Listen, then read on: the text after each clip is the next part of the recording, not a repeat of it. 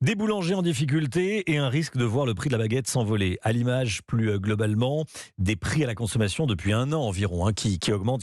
C'est l'inflation. Mais le taux d'inflation calculé par l'INSEE pour le mois de décembre dernier, donc le mois dernier, montre un léger ralentissement. C'est-à-dire que les prix continuent à augmenter, mais un peu moins. 5,9% d'inflation en décembre contre 6,2% en novembre. Margot Faudéré avec nous. Bonjour Margot. Bonjour. On peut parler d'une bonne nouvelle ou pas ?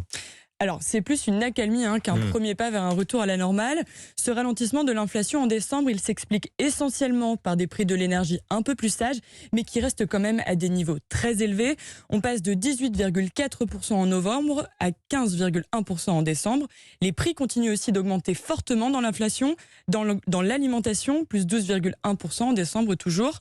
Surtout, malgré cette accalmie de fin d'année, les prochains mois pourraient être beaucoup plus compliqués. Selon l'Institut national des statistiques, l'indice des prix à la consommation devrait atteindre un pic de 7% début 2023 et peser sur le pouvoir d'achat des Français. Un pouvoir d'achat qui sera de moins en moins soutenu par le gouvernement.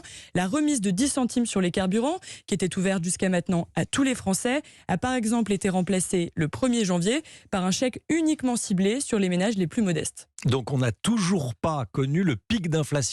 Non, ça va être pour les prochains jours, prochaines semaines. Prochains jours, prochaines semaines, peut-être prochains mois. Bon, 7%, c'est ce que vous nous disiez. Ce que dit l'Institut national des statistiques, c'est un pic au début de l'année, mais qui après devrait amener vers un ralentissement plus durable. Margot Faudéré, merci beaucoup Margot.